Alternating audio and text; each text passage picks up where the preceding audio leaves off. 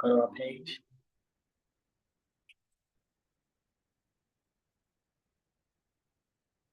We're live, folks. Let's give it one moment. I do believe that we're now live on our YouTube page. Let me see. Let's get the confirmation from Delilah. I think we're live now. I think we are. Yeah, we're now live on our YouTube page. Perfect. All right, so we'll take that off. So mute but not so that we don't hear the echo. Perfect. So, hey guys, we are now live. This is the first day of November, the 11th month of the 2023 year. My name is Ethan. I'm here live with Delilah. I straight from Uganda. Straight from Uganda. So I guess that makes me straight out of Texas. So we're here live. This is our third week. This ain't a competition. Nah, it's not competition, but it's facts. You feel me? You're factually based. Straight out of Uganda. I'm factually based straight out of Texas. So that's that on that. So I'm glad we got those few things sorted out that wanted to kind of slow us down from coming online with you guys tonight. But here we are. So we'll be here for 30 minutes. We do this every Wednesday at 11 a.m. if you're in Central Standard Time Zone, and at 7 p.m. if you are on the East African time zone. So tonight's topic is a very interesting one. I think it kind of feeds off of what we've been talking about. Week one was about strategic planning. Two was I want to give a hint. Jump in there. We're going to create a family tree. And it's going to be fun. Just make sure your branches are spread out super wide. Absolutely. So we're creating a family tree tonight because that's what that means. That's because tonight's topic is based on the idea of intergenerational mobility. So creating intergenerational mobility with smart business moves, to be specific. And so I'm looking forward to diving into that. Before we do so, I like to start off every show with a thought of the day. So let's put a thought of the day out there. So wherever you're joining us from, whether it be here in East Africa or if you're listening to the recording, the thought of the day is this. It's to be and not to seem. To be and not to seem. And so you just think about what that means to you. But to me, what that says is we're living in a season where you don't have to keep thinking. You don't have to always be doing. You don't always have to wonder. Just be. Be who you are. And I know for some of us, that's not easy. I was just going to say that. You know, it's very easy to say that, but how often, how easily does someone just, like let go? Isn't that crazy though? Because think about it. We are human beings and we have a hard time being. So maybe we're just human. Listen, I'm a human being because I get a thrill out of being because I've learned just from experience.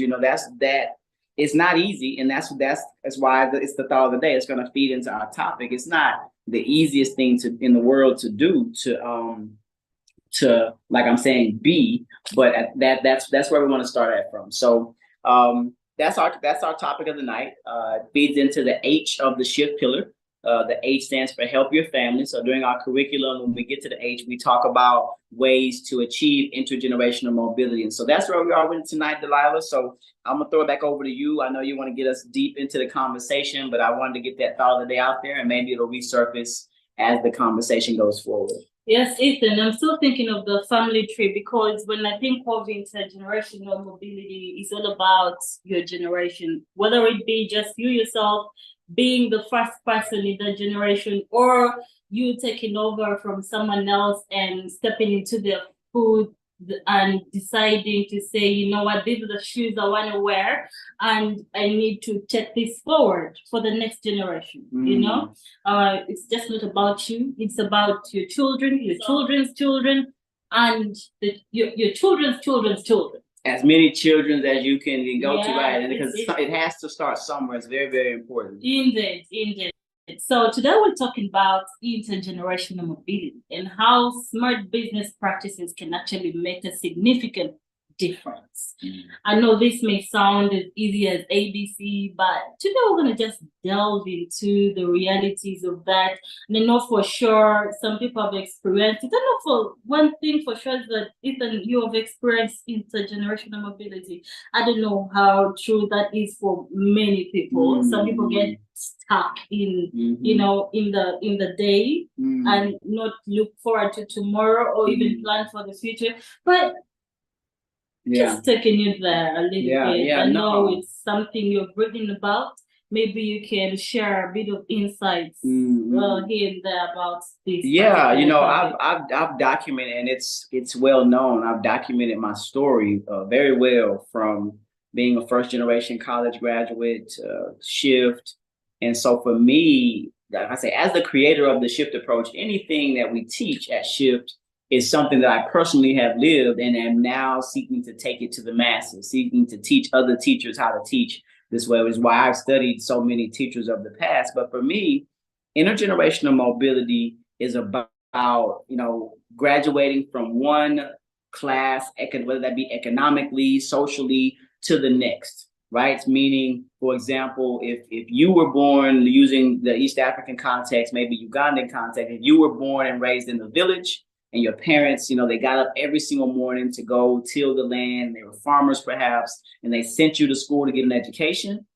And then from that education, you were then able to get maybe a job working at a newspaper, for example. So then your children should start from that point where they know they're going to be able to go to school if they so choose to. They can expect that down the road, if they adhere to the values that you instill in them, they're going to be able to get a good job. But in this case, intergenerational mobility might be that mother or that father, their children now going to the next level. Now, maybe instead of working for a newspaper, maybe they own a newspaper company or a magazine or something, as they follow in the footsteps of their parents. So it's about legacy. It's about wealth building. Keyword ownership. Because for me, when I think about my path with this word mobility, you know, at 23 years old, I had been a father for 3 years. I had a child very young when I was 20. And I realized that I needed to start thinking long term, because I knew one day he would be a dad and then I would be a grandfather. So the Bible tells us that a great man leaves an inheritance for his children's children. So for me, I had to leave my job. I had, as they say back home in my hometown, I had a good job, but I knew I couldn't leave that good job to my son. So to me, that's where the path toward mobility into the next class structure, that was my initial motivation, was being able to create a legacy for my son, who, happy belated birthday to him. He just turned 21 on the 30th. Yeah, so happy belated. So I'm really excited about what's happening. Indeed. And I know building wealth can come with a lot of things, stretching from managing, ensuring smooth transitions and all, because take an example of you and your son, and possibly your son's children.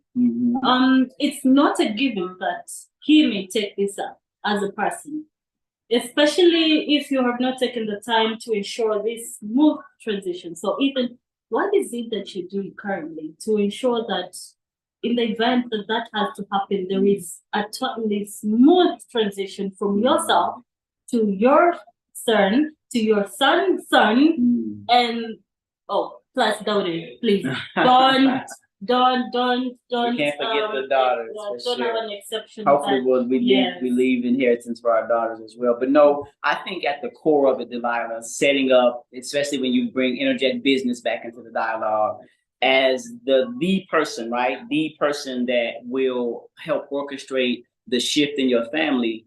I always like to start with the basics. If we can't get the basics down, then we're not going to be running no flea flickers. The basics are your habits, your daily habits, right? We think, okay, we're thinking a 20 years ahead or 25 years ahead, but little do you know that's still determined by your habits. What do you do habitually? That's what a habit is. What do you do habitually? Because you can't change anything if you're not if you don't have control of your, for example, even something as basic as your morning routine. I tell my son, he's going through some growing pains, and I say, you know, look, it's really about how many days in a row can you do the same thing without flinching? How often can you keep doing what you know you need to be doing, even whenever there's no one clapping, even whenever you're unsure of the outcomes? That's what that cycle breaker has to be. You have to be a little bit crazy, the person that breaks the cycle. And so, and even with all that, you just have to remember that we don't clap for birds that fly, right? So this is given. Delilah's been around me a lot. She likes to use my quotes now. Speaking of that quote, we don't clap for birds that fly. I thought about that this week because I said, you know what? Maybe sometimes that's all the bird can do. That's you're just doing your right. You're just doing your best, right? Even though we look at it what that quote means, we don't clap for birds that fly, is that you're doing what you're supposed to do anyway. But I thought about it. Sometimes you have to really applaud someone for just being able to get the basics taken care of. And so it's very fitting that you brought that up because I did think about that this week. Indeed. In case you're just joining us, this is the Shift Enterprise Academy. Our podcast is live every Wednesday, 7 a.m. to 7:30. If you're 7 p.m. if you're in East Africa, and 11 a.m. if you're in the CST region. So please make sure you join us every Wednesday around about the same time. So wake up with us if you're in Texas. Absolutely. And just dive into your coffee or bottle of tea or tea. Whatever. And the first thing it could be whatever. It's 5 o'clock somewhere. And also we thank the people that listen to the replay as well. So what do you got next though? I got a couple of points I want to make. One question I like to ask people to answer in the chat is, what does your long game look like? So if you're watching the replay or you're live with us now, what does your long game look like when you think about long term? If you're in your 20s, long term might be when you're 40. If you're in your 60s, long term might be in your 70s because you're taking it decade by decade. But that's essentially what if you're 5 years old, then you just need to be learning how to read and write. You had that right. Okay, so let's talk about the facts about diversification, for example, when we're talking of involving diversification of investments, setting your financial goals and things like that, especially reviewing your portfolio, because this may be the first thing that people land on anywhere. And the fact that there are also risks in this, because you have to invest money in this. You have to invest time and energy. And sometimes these things can seem ridiculous, especially if you do not have the kind of support that you need. Last week we were speaking of mastermind alliances. If you do not have those alliances, it may become a very tall order. But how best do you make those things as simple as ABC? Well, you say the 5-year-olds should be doing that. Maybe adults should also learn to do what 5-year-olds are doing. So what are these things that we may need to take into consideration just to make sure everything is smooth? Today I had a meeting with a guy that has created like a money management game, so to speak. You have to learn about expenses and assets and make life decisions. And so I really think for the person that's going to make the business move in his or her family, that's going to help to change the narrative of the family tree, that person has to take the way of the master, which I always say is the way of the student. You have to, because if you're the one that's breaking a cycle, chances are you weren't taught about savings or investings or managing money well or growing assets. You probably weren't. That probably wasn't your dinner table type of conversation. So I think the person that does break the cycle and does take the family name to a different path, that person has to be someone continuously learning, getting better. You have to be willing to, as I like to say, put in the wood. Yes, so that because the wood is on the. If you only need a little fire, then you need very little wood. But if you need a big fire, then you ought to put in more wood. And what does that require you to do? That means you gotta go sharpen your axe. That's it. Sharpen it. So Delilah telling the story of the man sharpening the axe, but you gotta get better. And so we talked about habits. And when we talk about, but one thing we also have to do, we're talking about intergenerational mobility.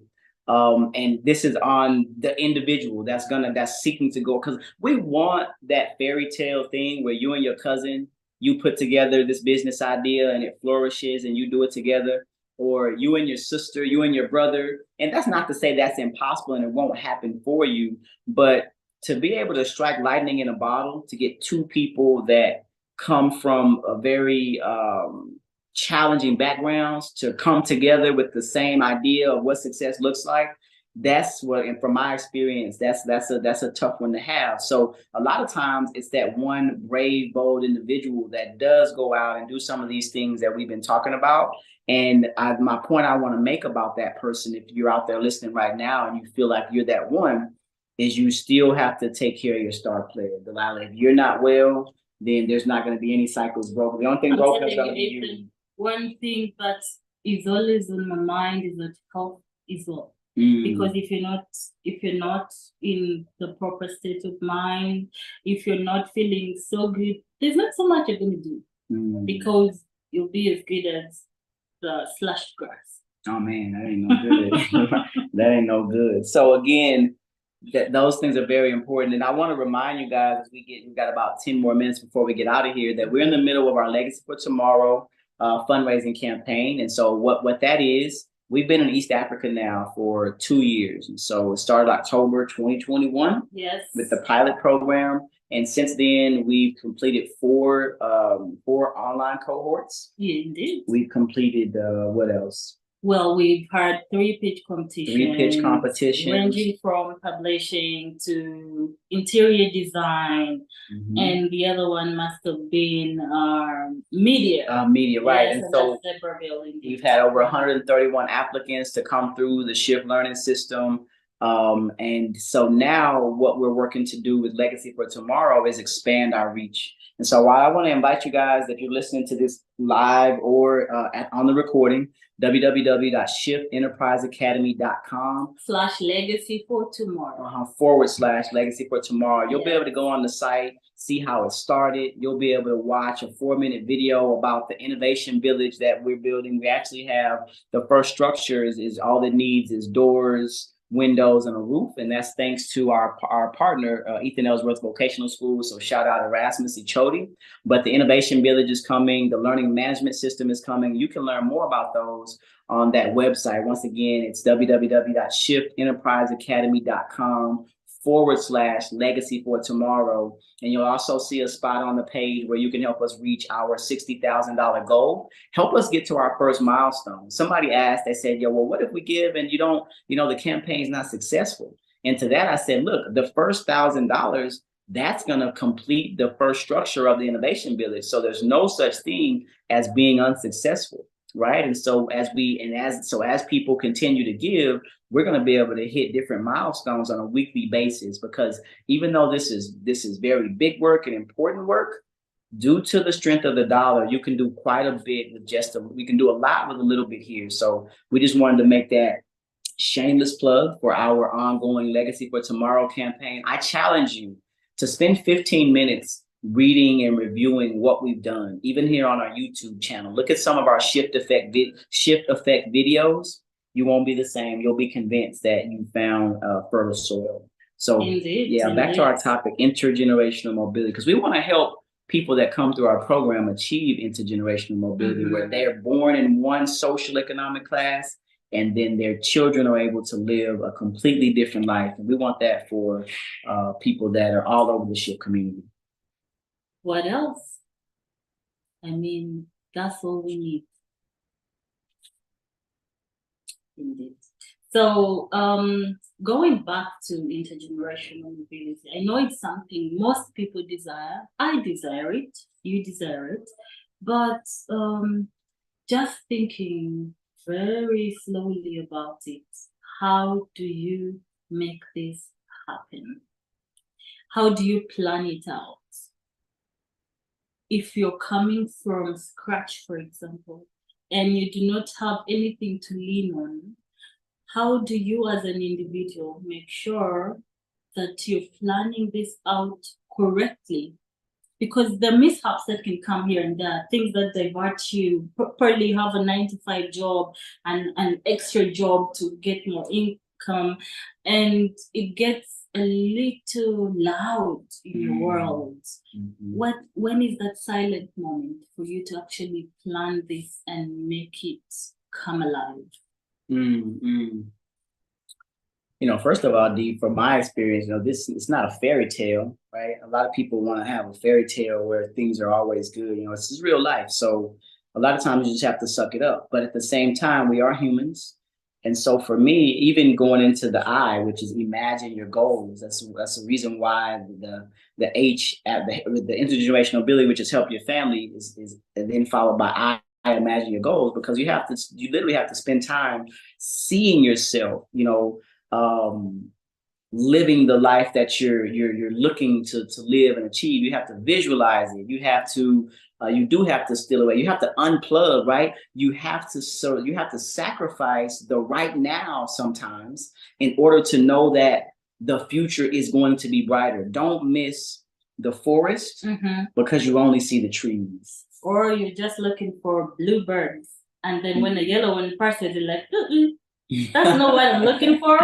It takes time. You have to be, it's again, I want to go back to the point I made earlier, guys. And again, this is Ethan and Delilah. This is the Shift Podcast. We're here each and every Wednesday, 7 p.m. East African time, 11 a.m. Central Standard, for about 30 good minutes.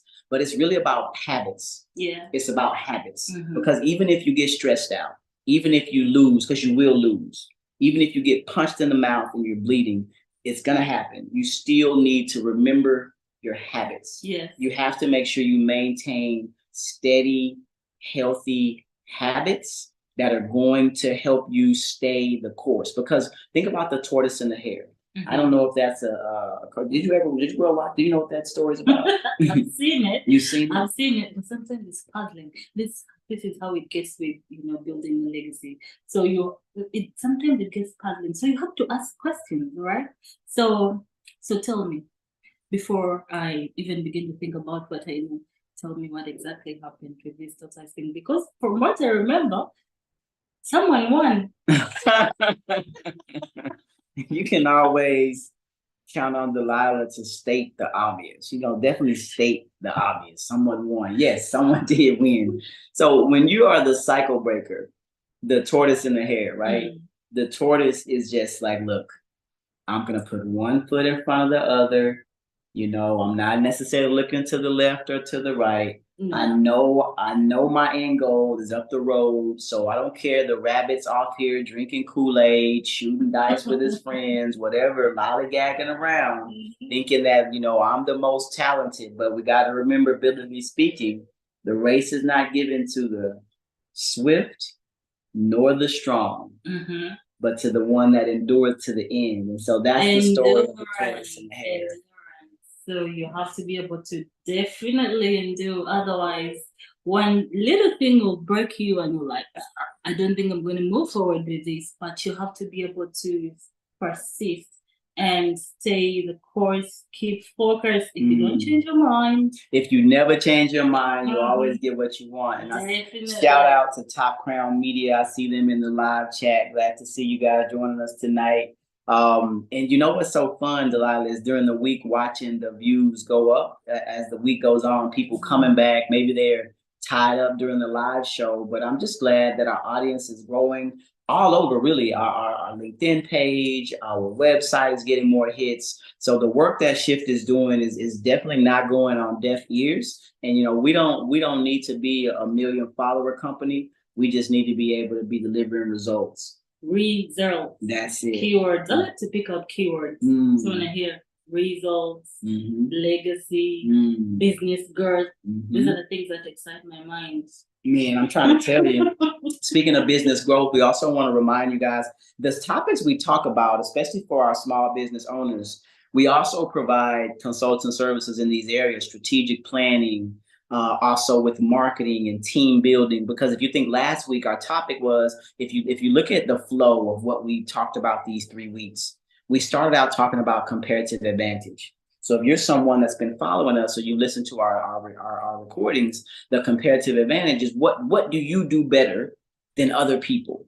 Week 2 was a mastermind. So now that you know what you do better, whose talents and skills can you leverage to help you do it better or grow your reach? A mastermind alliance. And now, once you do those two things, you're well on your way to being able to, after a period of time, achieve some level of mobility. But remember, the pyramids were not built in a day. In 100 years, they're going to say Shift was not built in a day.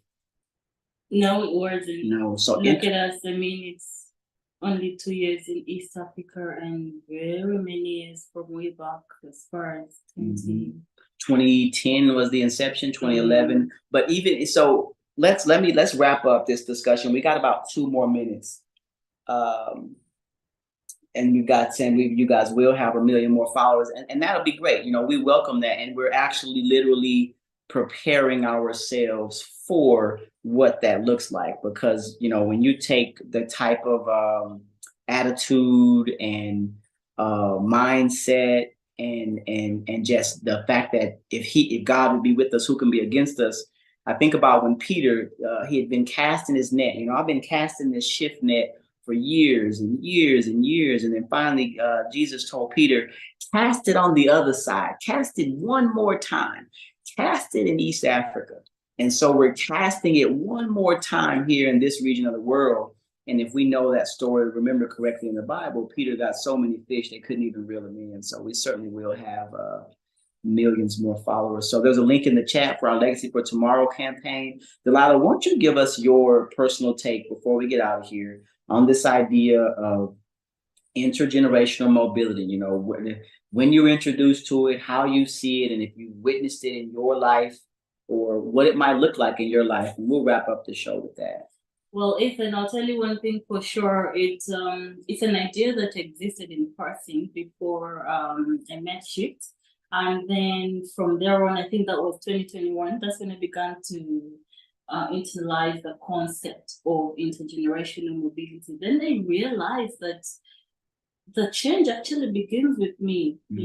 I do not have to wait for another party to be the one to create that pivot. I have to, first of all, you're speaking of habits. I have to change some of the things that I'm doing now, because if I do not take the quick steps to make those changes, then I'm never going to realize whatever it is that I want to realize. And I don't want my babies and my babies to linger around not knowing what's next. So I decided then that it's really important to create these things, but it all begins with an idea. What is it that you want to create? What do you want to leave behind? How do you want to be remembered? If they mention the name Delilah, what should come to someone's mind first? And for the generation coming after me, what is there for them to lean on? Because I know for sure that very many young people across the world, especially here in Africa, have nothing to lean on, because they're coming from a point where you probably have a parent who doesn't have so much, but as a person, you may be lucky to access education, and that's your starting point, right? Allow yourself to learn. I think that's very important, because each day we wake up, it's an opportunity for us to learn something. And those skills should not be taken for granted. Utilize those skills, one, to help yourself grow and create those branches. When you're speaking of a family tree, what if you're your own family? So while you're creating these branches from yourself and expanding them for others who are coming in the near future, I think it's really, really important to understand also who you are as a person, because that helps you figure out the path that you want to take. Is it wide or narrow? I think that's very, very powerful. Absolutely. It's again, everything we ever teach is always going to start with at the individual level. So again, this has been a brief overview and some insights on the ideas of intergenerational mobility, which we define as, being born into one economic or social class, but achieving mobility by where you die or your children live in a higher more stabilized situation. So we want people that come through the shift program to eventually be people who are wealthy in more than one ways. Wealth is not just about your money, but it's about who you are, the level of integrity you have, your values, being healthy in the body, the mind, the spirit. And so we try our best to cater to the entire person at Shift. So if you've enjoyed this show today, I ask that you would like the show so that we get more movement on the algorithm, and then share it with at least one person. So we appreciate you guys that have tuned in to the live show, and we thank you all that like to watch the replay each and every week. We'll be back next week, Delilah. Is that right? Yes, we'll be back next week, and that will be the 8th of November 2023, same time, 11 a.m. CST, 7 p.m. EAT. We will be here for you, and we'll be diving into the world of import and export. So if you have that product there and you're lingering and wondering and waiting, figuring out how to go about trade in Africa, you may want to tune in next week, because we're going to be talking about importing and exporting in the age of the free Africa trade zone.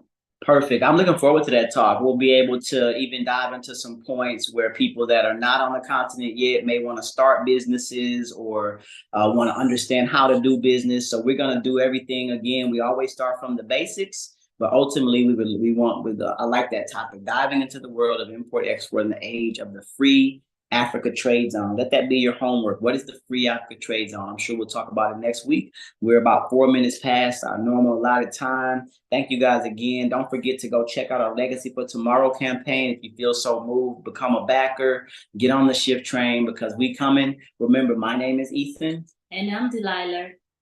The shift train is here. Get on the ride. Absolutely. We'll see y'all again next week. Enjoy the rest of your day.